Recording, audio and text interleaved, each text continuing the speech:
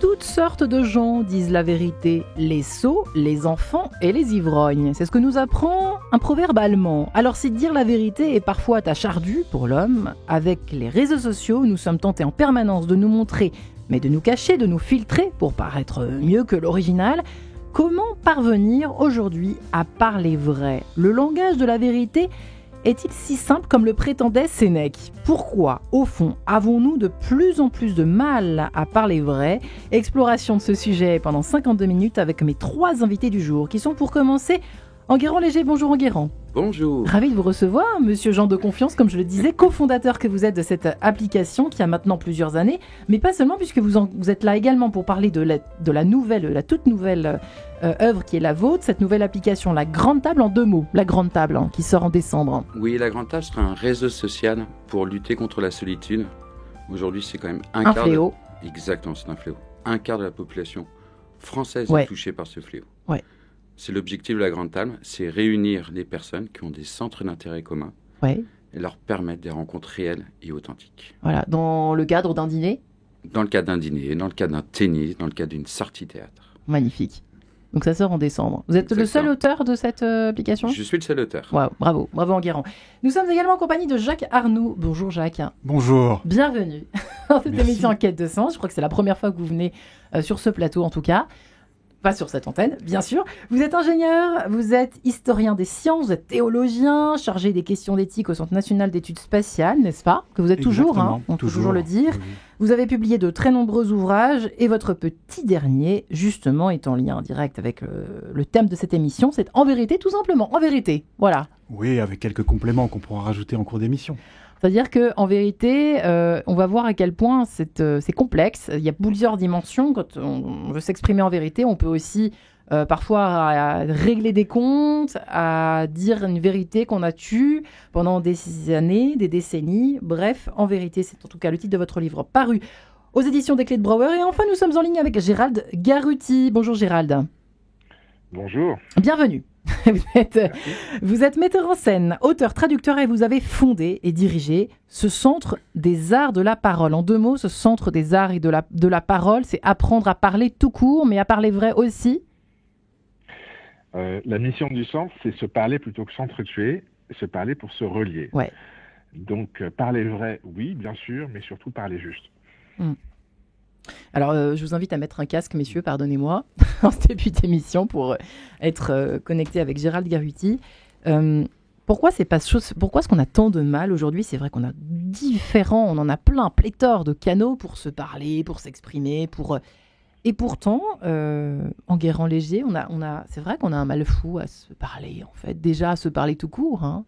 Dans la rue, on ne se parle plus. Dans le métro, on ne se parle plus. Dans le train, dans les transports, on ne se parle plus. On est là, à regarder notre téléphone tout le temps. Bah c'est ça. Je pense que vous l'avez dit, le téléphone tout le temps. En fait, notre principal concurrent, en fait, c'est les écrans. Ouais. Aujourd'hui.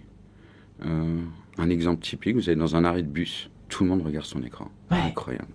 C'est fou quand on y pense. Ça nous paraît normal pourtant. Et pourtant, c'est ça qui se passe. Alors moi, j'ai connu autre chose. Ouais. Je suis une génération où j'ai pas eu le téléphone. Comme Jacques, notre invité aussi. Ouais. C'est vrai, Jacques, pour commencer, Absolument. difficile aujourd'hui ? Moi, j'en souffre à la fois personnellement, mais aussi un peu pour les autres. Parce que ne pas regarder son téléphone dans le métro, c'est l'occasion de regarder ceux qui nous entourent, de voir des choses du quotidien, mais parfois aussi l'extraordinaire. L'extraordinaire ne sort pas de mon écran de téléphone. Parce que, comme vous le disiez tout à l'heure, c'est déjà tellement remâché, rebricolé que, oui, c'est de l'extraordinaire un peu falsifié. Ouais. Et puis après, il y a simplement l'attention aux autres. Bon. Mais moi, le premier, parce que j'ai besoin de mon téléphone pour me situer dans l'espace. Bien sûr, il y a une utilité évidente, on est tout à fait d'accord. Mais je sais très bien que par moments, ça m'empêche d'écouter ce qui est autour. Donc, c'est là, ce que vous disiez, c'est l'attention aux autres qui est dispersée par cet outil absolument fascinant. Parce qu'il est fascinant dans tous les sens. Enfin, c'est comment nous sommes fascinés, attirés par cet écran. Plus que par le voisin, l'ami, maintenant le mari ou la femme d'ailleurs, parce qu'on voit au restaurant, c'est quand même hallucinant, on ne se parle même plus du tout. On a peur d'aller au conflit, on va le voir pendant cette émission. Pourquoi ? Est-ce qu'il y a un lien avec la modernité ? J'en sais rien. Mais c'est vrai que on fait tout ce constat qu'il est de plus en plus difficile aujourd'hui de dire la vérité, d'aller au conflit parfois, quitte à aller au conflit sans se faire la guerre. Pour autant, Gérald Garuti, mais est-ce que vous êtes d'accord? Vous partagez avec moi, en tout cas, ou avec nous, ce sentiment qu'on a du mal. On a du mal à dire les choses aujourd'hui, à se parler déjà. Ah oui, je suis absolument d'accord avec vous trois, dans la mesure où je trouve qu'on parle de plus en plus et qu'on se parle de moins en moins. Ouais. Qu'on s'écoute de moins en moins. Et que, effectivement, comme vous venez de le dire, Jacques, on prête de moins en moins attention aux autres, dans tous les sens de l'attention, c'est-à-dire à la fois l'écoute et la reconnaissance, le respect. Et en effet, il y a des solitudes, vous le disiez en Guérin, qui sont juxtaposées, littéralement, dans des espaces, avec ces espèces de miroirs et de trappes à attention que sont nos écrans, et la société des écrans porte bien son nom. C'est-à-dire que c'est un monde d'isolés et paradoxalement connectés, sans être pour autant reliés. Donc on aboutit à des paradoxes, oui. Ouais, c'est vraiment paradoxal en fait, parce qu'on a soif de rencontres, mais c'est comme si, de rencontres vraies, c'est ça, j'y viens, c'est cette tentation. Alors, parce que je ne sais pas si vous avez regardé, vous allez trouver que je fais des grands écarts un peu spéciaux, mais c'est vrai que j'ai regardé la série culte qui est sur Prime Video, qui est sortie il n'y a pas très longtemps.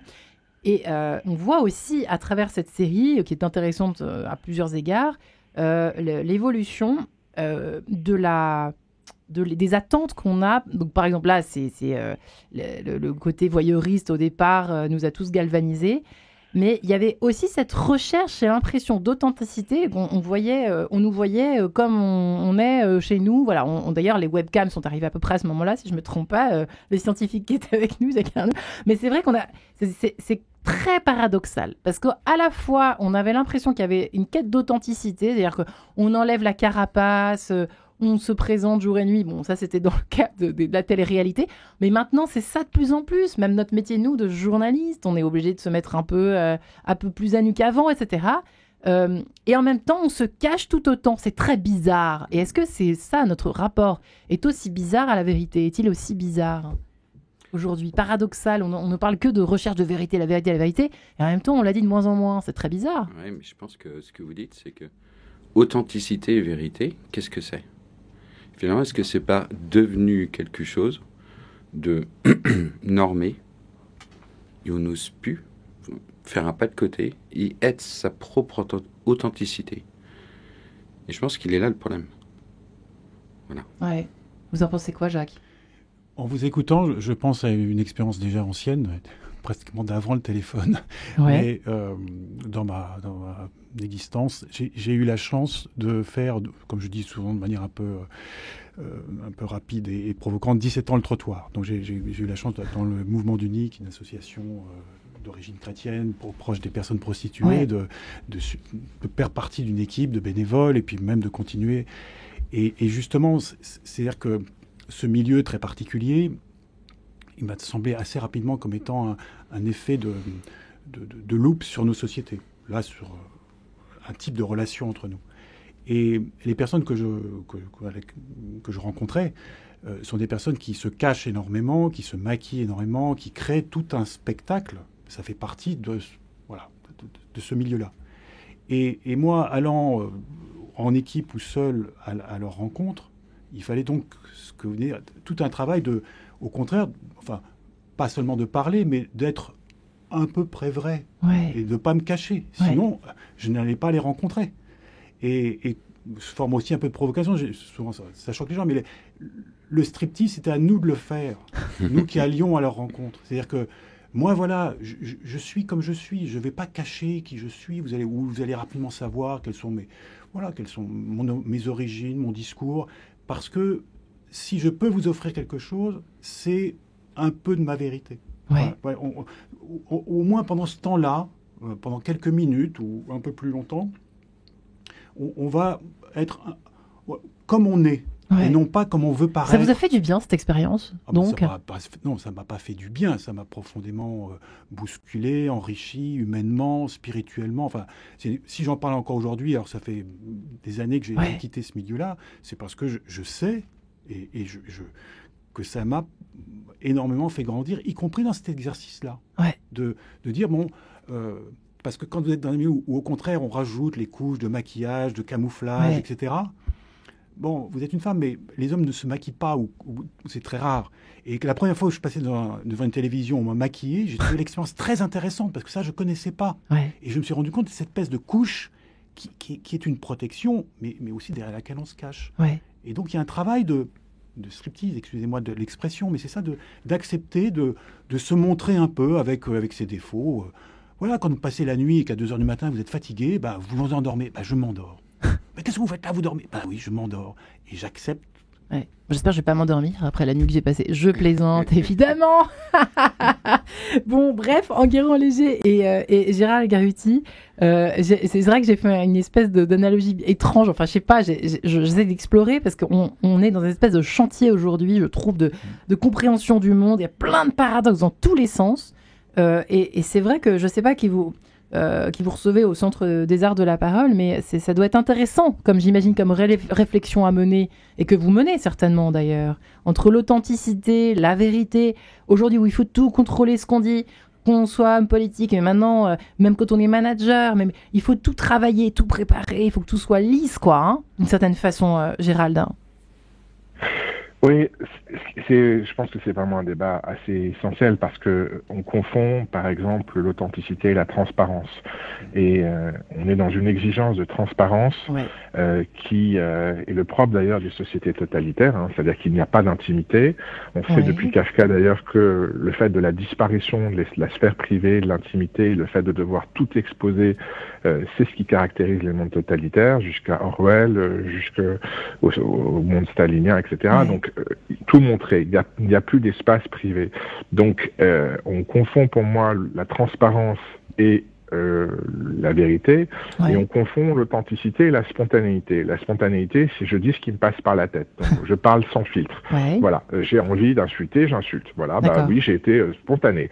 Et je pense que tout l'enjeu, pour moi, c'est comment on arrive à canaliser la parole. On peut être tout à fait authentique et tout à fait en même temps civilisé, c'est-à-dire d'avoir une parole qui est une parole qui est juste. Et c'est bien pour ça d'ailleurs que j'ai thématisé l'enjeu des arts de la parole, c'est comment on canalise la parole, comment on fait en sorte que la parole soit suffisamment, j'allais dire, élaborée, sublimée, pour ne pas être ce qu'elle devient aujourd'hui, c'est-à-dire une arme de destruction massive. Comment la parole peut être un art de construction collectif. C'est tout l'enjeu, et ça passe par une élaboration. On vit une atomisation de la parole dans tous les sens du terme. On vit une forme de dégradation. La parole est dégradée et dégradante dans de très nombreux cas. Elle est sur les réseaux sociaux, elle est à l'école, elle est dans les entreprises. Il suffit de voir un harcèlement scolaire par-ci avec un suicide à la clé, un bras d'honneur dans une assemblée.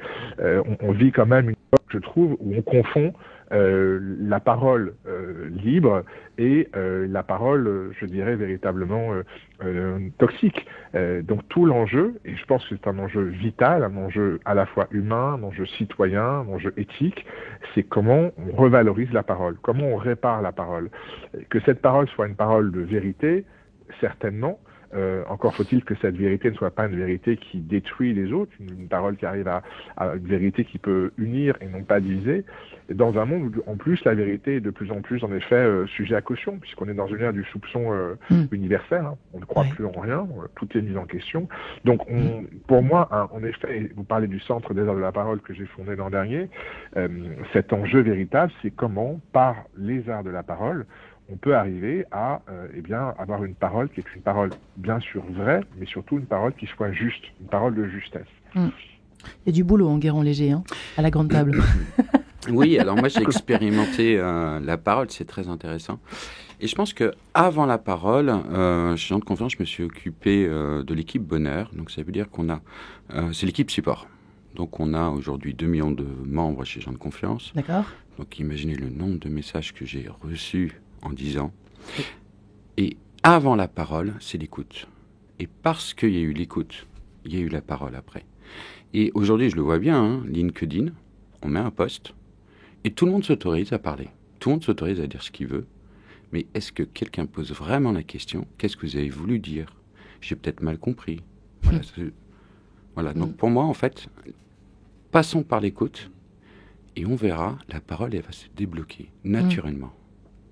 C'est vrai qu'on veut peut-être d'abord marquer notre territoire avant d'écouter. Souvent, même moi-même, c'est vrai que quand on réagit un petit peu trop vite, c'est en général pas très très bon signe, Jacques. Non, mais c'est vrai qu'on est tous pris dans cette espèce de narcissisation généralisée, un peu totalisante sur les bords, comme le dirait Gérald. Mais c'est intéressant, effectivement, d'évoquer ça.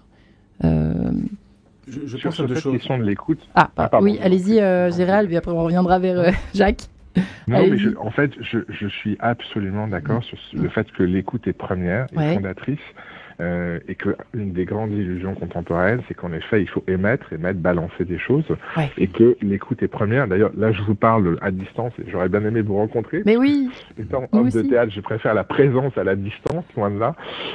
Et là, il se trouve, je suis à Marseille et que je suis précisément en train de donner une masterclass sur l'écoute, c'est-à-dire sur l'importance de l'écoute comme fondement avant la parole. Donc, c'est vous dire si on est en phase sur cet enjeu premier. Jacques, oui, effectivement. Non, je rebondissais sur la grande table parce que là encore, dans mes expériences un peu nocturnes et autres, il y a un ou deux lieux où il y avait des grandes tables. C'est-à-dire, en l'occurrence, je pense à un restaurant où il y avait quand même une table commune à laquelle, si vous vouliez, vous vous associez. Et en fait, la première chose, c'était de prendre place et de ne rien dire puisque vous étiez un nouveau. Donc, c'est les autres qui parlaient.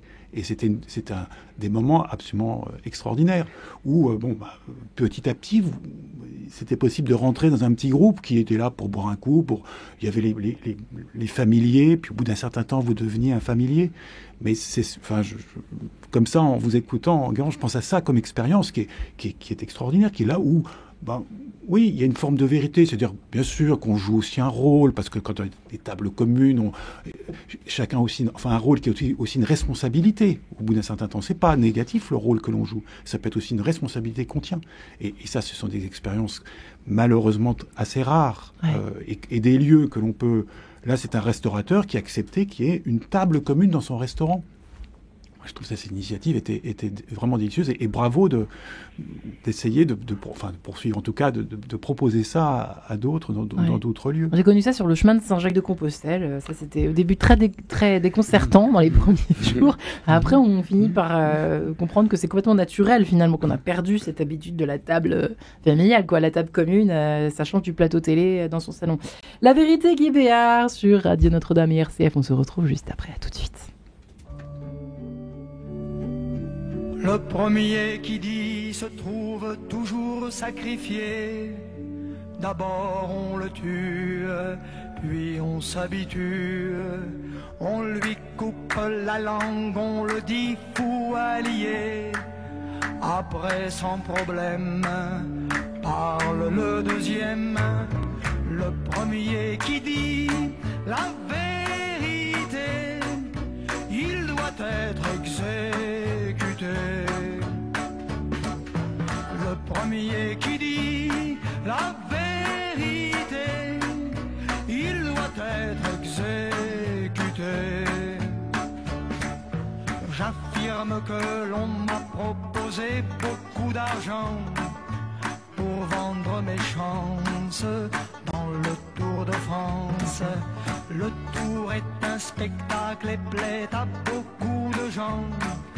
Et dans le spectacle, y a pas de miracle.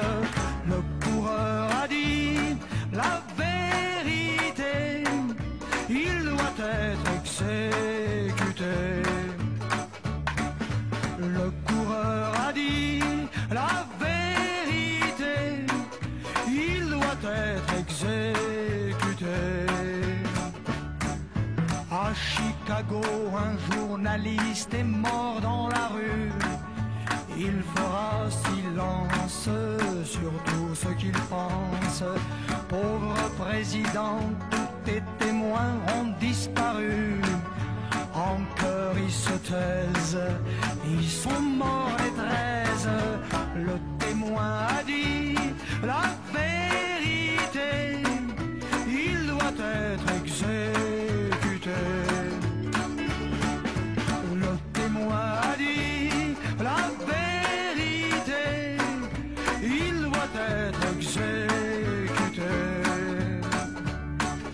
Le monde doit s'enivrer de discours, pas de vin. Rester dans la ligne, suivre les consignes. À Moscou, un poète à l'union des écrivains souffle dans la soupe où mange le groupe. Le poète a dit la vérité, il doit être exécuté.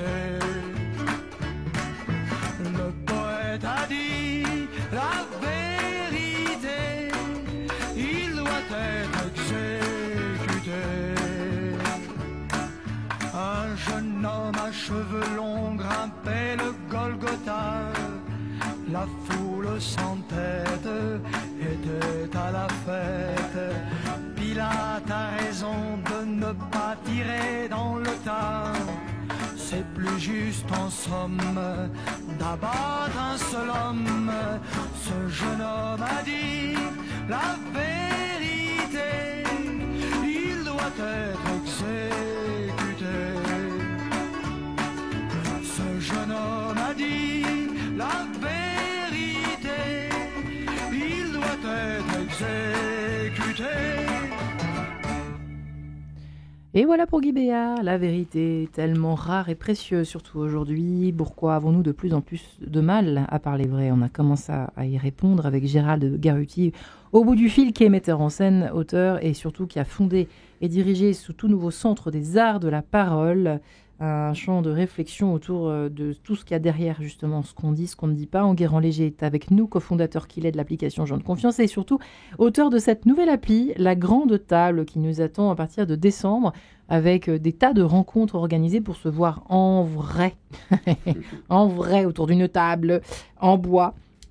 Jacques Arnoux est enfin avec nous, lui qui est historien des sciences, théologien, ingénieur, chargé des questions d'éthique au Centre national d'études spatiales, au CNES. Il a publié de nombreux ouvrages. Son dernier s'intitule En vérité. On va en parler quand même dans cette émission des clés de Brouwer pour l'éditeur.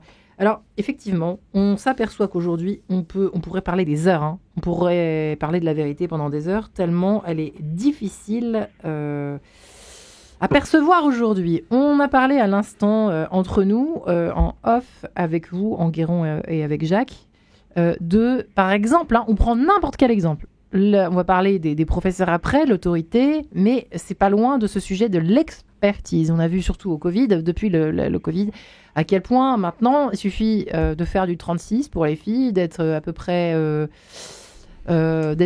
maquillée, d'être un peu jolie, apprêtée, etc., pour pouvoir exprimer une vérité qui est tout à fait légitimée par les télés, les médias, les réseaux sociaux, d'être pareil pour les messieurs, d'être un gars plutôt bonne gueule, qui a une belle voix, qui présente bien. Et là, vous êtes censé avoir une vérité scientifique, la détenir, et donc pouvoir la diffuser, la transmettre. C'est quand même hallucinant qu'on soit tous rentrés dans ce petit jeu-là, Enguerrand et Jacques et Gérald. Mais Enguerrand, c'est vous qui avez précisé ça au départ. Oui, tout à fait. Je trouvais ça quand même assez extraordinaire que la plupart des débats, tout le monde a son mot à dire. Et aujourd'hui, peu d'experts sont invités dans le débat. Ou même le débat peut s'éterniser sans qu'une seule personne dans le débat dise on pourrait peut-être s'arrêter là, on n'a pas d'experts. Voilà. Et la question que je me pose, c'est aujourd'hui, je pense qu'on est dans une société de connaissances et pas une société de savoir. On ne cherche pas à savoir. Quelle est la différence? Connaissance, ça veut dire quoi pour vous? Pour moi, la connaissance, c'est j'ai une idée, ça suffit, et je fais 2-3 liens. Le savoir, c'est une vraie recherche. Ouais. Le savoir, c'est le professeur. Ouais. Ouais, Jacques. C'est terrible quand même. C'est terrible, oui, hein. Non, mais les dérives, effectivement, vous avez raison. Et tous les deux raison. On pourrait en parler assez longuement. Et on a malheureusement des cas assez précis à travers le Covid et sur d'autres sujets sur lesquels il suffit d'avoir, comme vous dites, une belle présentation, savoir présenter les choses. Et c'est vraiment dommage, c'est dommageable parce que effectivement, ça casse complètement le débat, mais au sens noble du terme, de la dispute de nos anciens. La disputation. Voilà, des disputations. Mais absolument, où il faut, c'est pas accumuler des preuves, mais acquérir, comme vous disiez, un savoir, le mettre en cause. Et tout ça, c'est une démarche, une méthode, qui est en particulier scientifique et qu'il faut accepter, dans laquelle il faut se contraindre. La difficulté, c'est qu'effectivement, face à ça, ceux qui font cette démarche-là se trouvent aujourd'hui en minorité. Et effectivement, nous évoquions les enseignants qui se trouvent en lutte contre des affirmations venant de leurs élèves, jeunes ou moins jeunes, qui sortent des connaissances qui s'opposent. Mais où allons-nous dès lors que toute la transmission du savoir, et pas seulement des conséquences, cette transmission se trouve coupée. Mais là, je m'inquiète sur nos jeunes générations et celles qui viennent. Ma vérité est la bonne, quoi. Gérald Garuti, c'est l'extrême inverse, effectivement. C'est presque totalitaire, effectivement, là, dans ce cas-là. Parce que on nous invite à ne plus réfléchir, mais avoir juste un avis, quoi. Mais réaction à ce qui est dit. Oui, mais en fait, si au moins on était dans une société de la connaissance, ce serait déjà merveilleux, mais on est dans une société de l'opinion, ce qui est évidemment un degré inférieur, c'est-à-dire que c'est exactement ce que chez Platon, ce qui est opposé, c'est-à-dire soit un savoir constitué, soit une connaissance d'expérience, c'est-à-dire vécue, mais là on est dans l'opinion qui n'est fondée sur rien, littéralement, c'est-à-dire tout le monde est sur Facebook avec un doctorat en médecine, je veux dire en à peu près tout, puisque tout le monde, comme ça a été dit, a une opinion surtout, un avis surtout, ce qui est très loin d'avoir une connaissance, évidemment encore moins un savoir surtout. Et donc en effet, ça n'est même pas, comme dit Pirandello, à chacun sa vérité, mais à tout le monde ses opinions. Donc on est dans une guerre des opinions qui se livrent les unes aux autres, un combat absolument sans merci, sans référent, puisqu'il n'y a pas de norme qui soit posée, que ce soit par un expert, ou on aboutit à des états désastreux. Et le problème, c'est bien celui du commun. C'est qu'est-ce qu'on peut partager, quel est le point, quel est l'endroit de rencontre possible, l'espace commun, qu'est-ce qui nous fonde comme société, et où est-ce qu'on peut partager ces éléments fondamentaux. Là, nous avons lancé le mois dernier les États généraux de la parole. Donc, on a une journée, 35 sessions, 90 participants, 900 et des intervenants. Donc, en fait, avec comme sujet notamment comment on se parle à l'école, comment on se parle dans l'entreprise, comment on se parle dans la sphère publique, et en effet, comment on peut avoir un référent commun. Qu'est-ce qui est dans la transmission, cet enjeu de la transmission, c'est s'il n'y a que de la vie, non pas la vie VIE, pas la vie que nous, mais que des avis, qu'est-ce qu'on peut encore partager? Et on aboutit à cette société du narcissisme où chacun est complètement enfermé sur soi. Et donc, en effet, la question de la rencontre et la question du partage et la question de la vérité partagée, de la vie partagée, devient un enjeu absolument essentiel. En Guérande-Léger, on est mal barré quand même, effectivement, mais j'espère qu'on va y arriver à être de plus en plus vrai. C'est aussi l'objectif de la grande table. On va essayer de se parler vrai. Ça aussi, cette recherche, derrière des objectifs de réflexion un peu plus élevés peut-être, mais tout simplement commencer par... on ne sait plus parler vrai, au fond, aujourd'hui. Ouais, on a chacun son opinion, mais est-ce qu'on est vrai, finalement, quand on parle aujourd'hui? C'est compliqué d'être vrai. Il y a toujours un petit moment au début de timidité. On apprend à connaître l'autre. Peut-être que l'autre personne devant nous a un combat qu'elle va nous imposer. En fait, aujourd'hui, ce qui est compliqué, c'est que le combat devient une identité. Et dans ma recherche d'identité, je vais me trouver un combat, 2 combats, 3 combats, et je vais persuader l'autre de mes combats. Même dans la vie privée, même dans la vie familiale, de couple. Tout à fait. Tout à fait. Et on va essayer, à travers des argumentaires ou à travers une position, d'amener l'autre dans son combat. Ou alors, s'il ne fait pas partie de mon combat, c'est pas mon ami. C'est pas une personne avec qui je dois passer du temps. Ou là, il ne partage pas mon identité et ma vision des choses. Et je ne sais pas d'où est arrivée cette histoire de mon combat. Alors, peut-être qu'on a parlé des avis, des opinions, mais il y a aussi mon combat. Et aujourd'hui, moi, chez Gens de Confiance, pareil, dans mon expérience au niveau de l'équipe support, le nombre de personnes qui m'envoient des messages en disant, par exemple, la chasse, c'est pas bien, la protection des animaux, c'est très important. Oui, c'est votre combat. Nous, on en a un autre qui est remettre la confiance. Et vous voyez, il n'est pas illogique. Vous voyez, il n'est pas antinomique à votre combat. Donc, on peut vivre ensemble et on peut passer des bons moments ensemble. Ouais. C'est vraiment la recherche de je suis unique, quoi, de la reconnaissance, son soif de reconnaissance absolue. Derrière le combat, c'est ce que vous êtes en train de nous dire, on se cache derrière ça. Et c'est vrai que pour être vrai, même dans la vie de tous les jours, ça complique les choses. Jacques, vous êtes d'accord avec ça ou pas? C'est intéressant, je trouve. Oui, alors après, il y a un certain nombre de valeurs à mettre en œuvre quand on va parler de la vérité. on ne peut pas tout dire. Il y a une forme de On peut pas tout discrétion. dire, Il y a hein. quand même la vertu de la discrétion. C'est-à-dire qu'il y a des choses qu'on dit, des choses qu'on ne dit pas immédiatement. Il faut introduire le temps, le facteur temporel. Autour de votre grande table, ça ne va pas se jouer en quelques secondes. Il faut, je vous racontais mon histoire, mon histoire de table commune. C'est-à-dire, il faut prendre le temps d'arriver, le temps d'écouter, le temps de... Il faut accepter la patience. Et ça, c'est vrai que nous avons tellement l'habitude aujourd'hui, une société où tout doit se faire tout de suite, pour tout de suite compter le nombre de présents, etc. Mais non, mais prenons le temps. Excusez-moi de refaire allusion à cette expérience, mais vous imaginez bien que moi, débarquant avec une équipe du Nice sur un trottoir ou dans un milieu que je ne connaissais absolument pas, ça ne s'est pas fait en une soirée. Ouais. Ce sont des soirées et des mois et des années qui font qu'aujourd'hui encore, les liens qui sont créés à l'époque existent à leur manière et que ce n'est pas une histoire qui est vraiment finie parce qu'elle a des racines, ne serait-ce que temporelles. Le nombre de paires de chaussures que j'ai usées sur les trottoirs de Paris, pour utiliser cette image-là. Ouais. Mais il faut... Vous avez dit que je suis ingénieur forestier. Moi, c'est les arbres qui m'ont appris ça. Les arbres. Les arbres, ils prennent leur temps. Ouais. J'ai eu la chance récemment de voir des séquoias millénaires. Wow. Quand vous êtes en face de ces arbres-là, que de temps.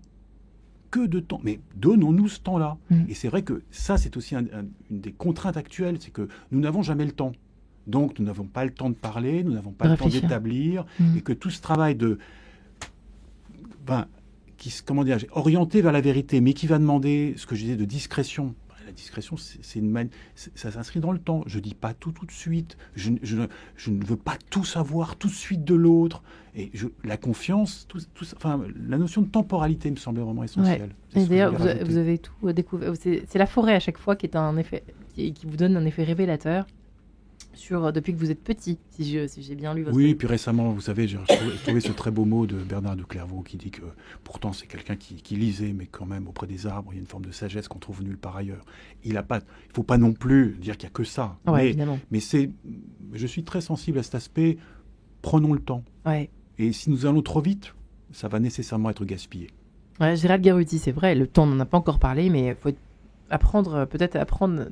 Des auditeurs nous écoutent et disent au fond, oui, si j'apprenais, je m'essayais à devenir plus vrai avec mes amis, avec mes proches, en règle générale, ça commence par, alors peut-être pas rester la capacité à rester seul dans sa chambre, comme disait l'autre, mais ça peut-être en fait partie, ou alors d'aller effectivement prendre le temps de poser les choses dans sa tête, faire le ménage entre ce qu'on pense vraiment, les avis, etc. Gérald ? À mon avis, c'est absolument fondamental. D'ailleurs, aux États-Unis de la parole, l'une des premières sessions, c'était de quel temps la parole a-t-elle besoin. C'est exactement, c'est matriciel. Je pense que cette tyrannie de l'impatience, le fait qu'on veut tout de suite, bien sûr, va à l'encontre de la possibilité de la parole et de la rencontre et de ce que Saint-Exupéry appelle apprivoiser. Créer des liens, c'est comme vous savez cette histoire du renard et du petit prince. Tous les jours, il s'assoit un peu plus près. Et ça prend du temps. Ça prend du temps d'apprivoiser, ça prend du temps de rencontrer, ça prend du temps de créer des liens, ça ne se décrète pas. Vous parlez de la confiance, ne se décrète pas. La confiance se construit, la confiance suppose évidemment d'avoir des conditions, d'avoir un cadre.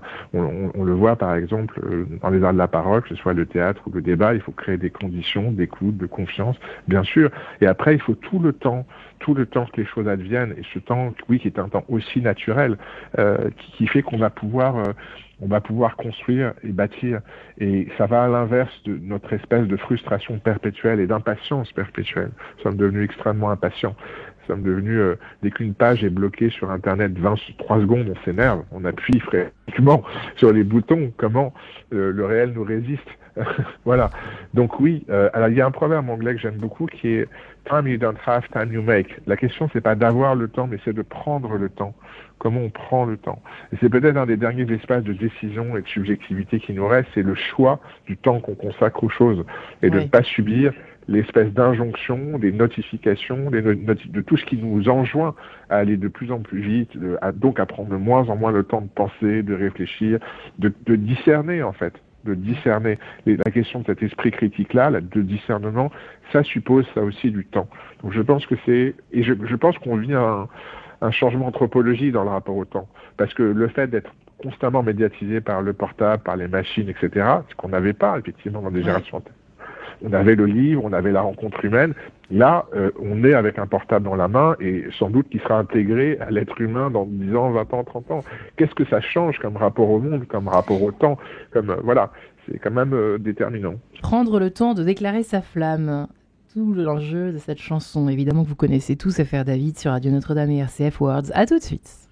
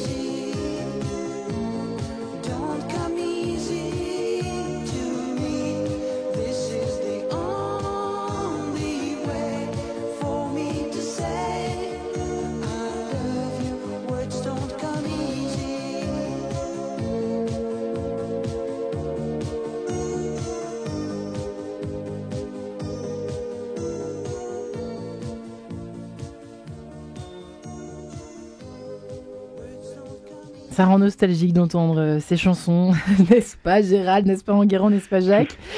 Pourquoi avons-nous de plus en plus de mal à parler vrai? Et c'est vrai, les belles déclarations, on a l'impression que tout ça est un peu sabré par cette époque où finalement tout va beaucoup trop vite, il n'y a plus de suspense, il n'y a plus d'attente, il y a plus... C'est vrai Gérald, hein, je rebondis, je suis désolée, mais voilà, la chanson est là, sur un plateau.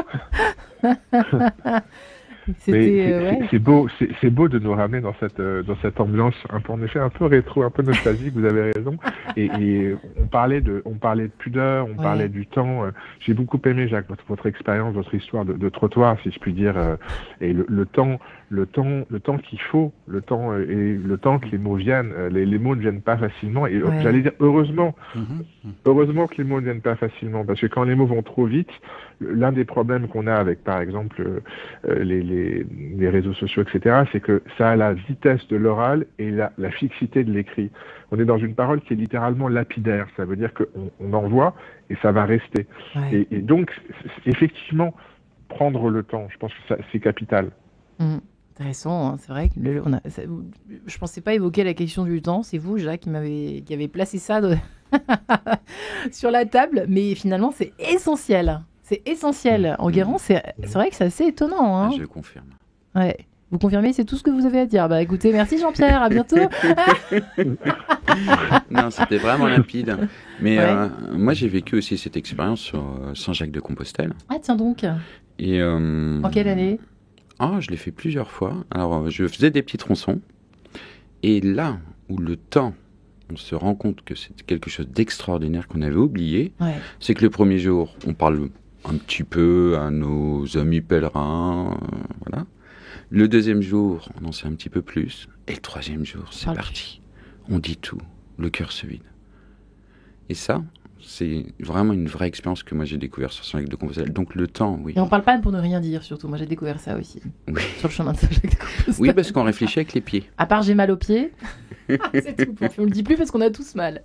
Bref, c'est intéressant, effectivement, cette expérience, comme celle de la grande table, Jacques. Et c'est vrai que le fait d'être toujours obsédé par avoir un avis, c'est-à-dire de trouver les mots tout de suite. Et c'est vrai que là aussi, c'est forcément pas vrai, puisqu'on n'a pas cherché, on n'a pas fait ce travail mental, du cœur, de l'esprit, du corps même peut-être, j'en sais rien, mais c'est vrai que ça met du temps aussi d'écrire à la main, non, parce que je repense aux années, là, je suis en pleine vague de nostalgie en ce moment, mais c'est vrai que c'est terrible de plus prendre le temps pour des choses naturelles au fond, finalement, c'est naturel, ça devrait être naturel. Et donc ça prend du temps de dire, de savoir ce qu'on va dire, d'exprimer, alors là c'est déclarer sa flamme évidemment, mais tout le reste. J'avais une autre idée qui me traverse Allez-y, l'esprit, si vous permettez. branchez-vous sur votre idée. Comme on est sur la table, on amène des choses sur la table.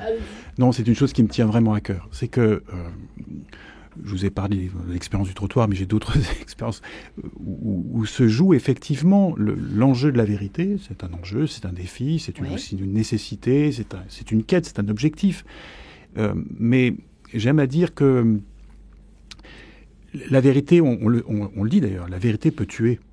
Si je vous dis la vérité toute crue comme ça, ça peut être extrêmement destructeur. Ouais. Et il y a des situations qui peuvent d'ailleurs en préalable, vous savez, dans la question de la médecine par exemple, est-ce que je dois dire, pas dire, enfin et on sait que c'est une question extrêmement sensible, il n'y a pas de règles. Bon. Donc, j'aime dire, la vérité peut tuer et elle doit donc nécessairement être recherchée ou parfois mise en œuvre avec un grand souci d'amour, de charité, de compassion, d'attention, de bienveillance. Vous pouvez décliner, prenez le terme que vous voulez, mais vous voyez ce que je veux dire. C'est que il y a l'autre. Enfin, je peux pas asséner une vérité comme ça toute nette. Il faut aussi accompagner avec une sympathie, avec toute une attention à l'autre, sans laquelle je vais le tuer. Et à contrario, le côté tout le monde est beau, tout le monde est gentil finit aussi par étouffer. Et il y a des moments où il faut dire, attendez, il faut quand même que je vous dise la vérité. Ouais. Donc pour moi, il n'y a pas de vérité toute seule. Ouais. Il y a au moins ce couple vérité, charité.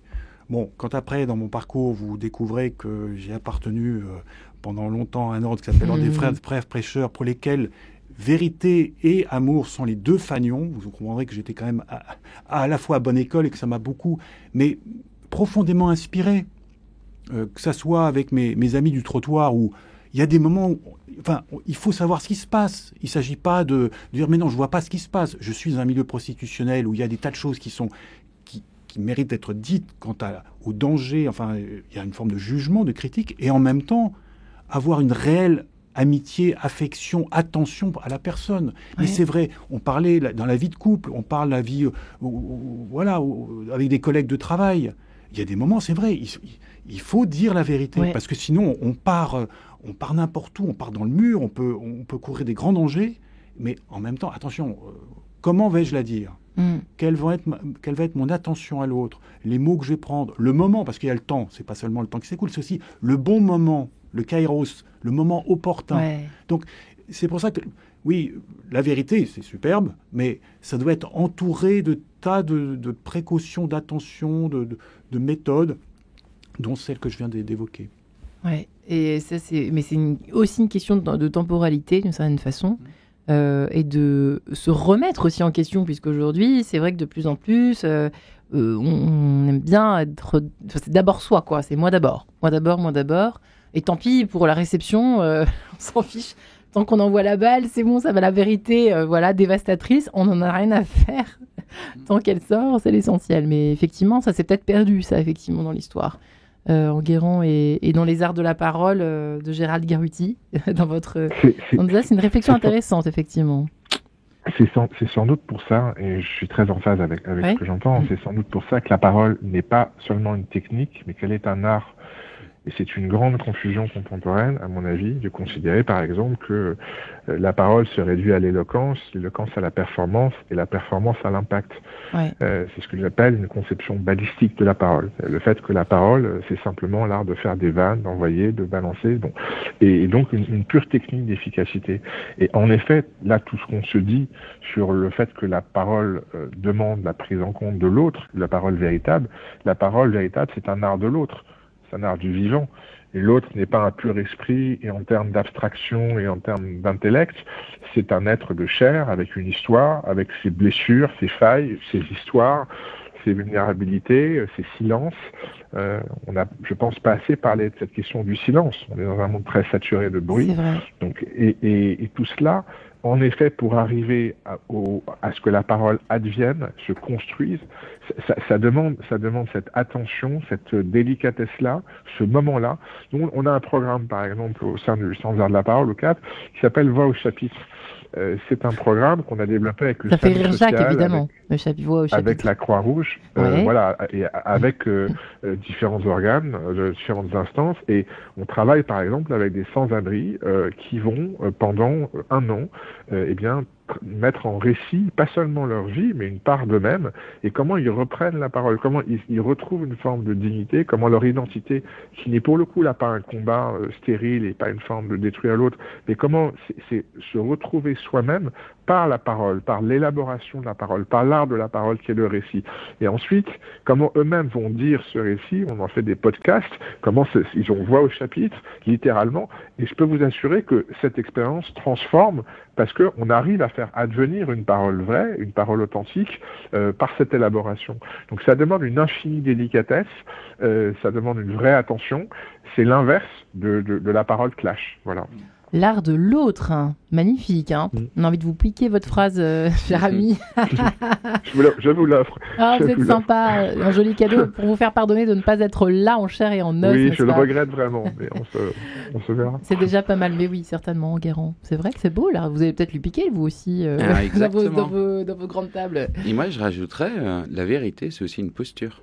C'est-à-dire, une posture? Je pense qu'une posture, c'est que on a... Il y a des personnes, elles sentent faux naturellement. Enfin, parce qu'elles ne nous écoutent pas, ou elles sont ailleurs, ou on sent qu'elles veulent tirer quelque chose de nous et peut-être nous manipuler.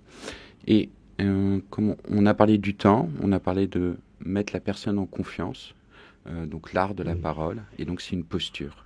Et mon expérience, moi, en tant que chef d'entreprise, c'est d'être disponible. Il ne suffit pas de dire « je suis disponible ».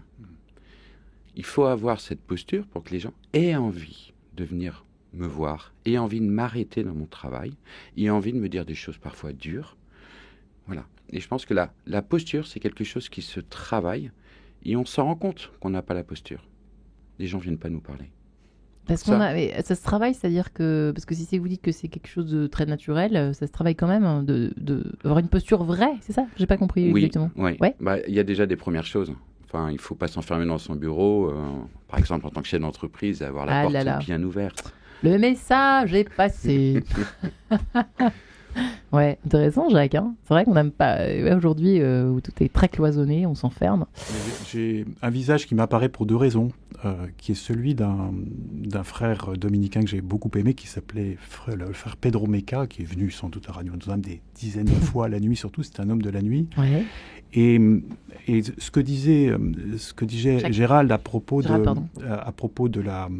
donner la parole à des sans-abri, oui. il l'avait fait il le fait toujours, enfin dans ce qu'il a créé, des ateliers d'écriture, c'est la même chose. Et il n'y a pas seulement la parole, ça peut être aussi l'écriture, donner la possibilité de s'exprimer et donc aussi d'exister, parce que on a beaucoup parlé de l'autre, mais malgré tout, il faut quand même que la personne existe. Enfin, il faut quand même se construire soi face à l'autre, mais aussi dans cette possibilité. Et il y a des textes absolument magnifiques, qu'il en a publié quelques-uns, venant vraiment de sans-abri, qui écrivent des choses. Mais c'est le même exercice. Donner la possibilité de s'exprimer sur soi-même, ça c'est une chose. Et le frère Pedro, quand je me suis retrouvé son supérieur, je lui ai dit, parce que d'autres me l'avaient appris, ce que vous venez de dire Enguerrand, enfin, il faut que les portes soient ouvertes. Et donc, comme supérieur, j'étais un peu enfermé au fond d'un couloir et je lui dis, mais écoute, il me voit porter une porte, j'étais en train de démonter la porte pour que le couloir ça a ouvert. Et Pedro me dit, mais qu'est-ce que tu fais? Je dis, voilà, il faut qu'on puisse venir me voir. Donc, j'enlève la porte. Alors, il est allé chercher un tournevis et il a démonté les gonds pour être sûr qu'on ne remette jamais cette porte. Et donc, c'est tout simple. Ouais. C'est pas des recettes très compliquées. Mais quand on y réfléchit, combien il y a de portes dans notre tête et dans nos structures qui nous empêchent les autres de venir. Ouais. Mais non, vous nous dérangez pas. Combien de fois je dis aux gens, mais téléphonez-moi, vous ne me dérangerez jamais, parce que si je ne peux pas vous répondre, je ne répondrai pas, puis c'est tout. Ouais, mais en revanche, si vous téléphonez au bon moment où j'ai un peu de disponibilité, on va avoir une conversation tous les deux. Donc vous ne me dérangez pas. On a tellement peur de déranger l'autre. Non, c'est vrai, c'est un vrai sujet en quête de sens, ça dit donc, peur de déranger Gérald Garuti, ça aussi, effectivement, c'est vrai qu'on tourne à 1000 à l'heure, etc. On a tous l'impression d'avoir des agendas de ministres avec ces notifications qui en rajoutent encore plus. Et là, eh bien non, se rendre disponible et le montrer aussi, c'est ça? À travers la posture, notamment. Pour terminer, j'aime beaucoup cette image d'ouvrir les portes ou même de les enlever, parce qu'on a des portes en effet à la tête, on les a au cœur aussi, on a beaucoup de portes au cœur, on a beaucoup de choses qui bloquent notre attention et notre disponibilité, et en effet, je crois que c'est capital ce que vous avez dit Enguerrand, ça se travaille, cette disponibilité, ça demande un effort. C'est comme toutes les choses simples, ça demande beaucoup d'efforts.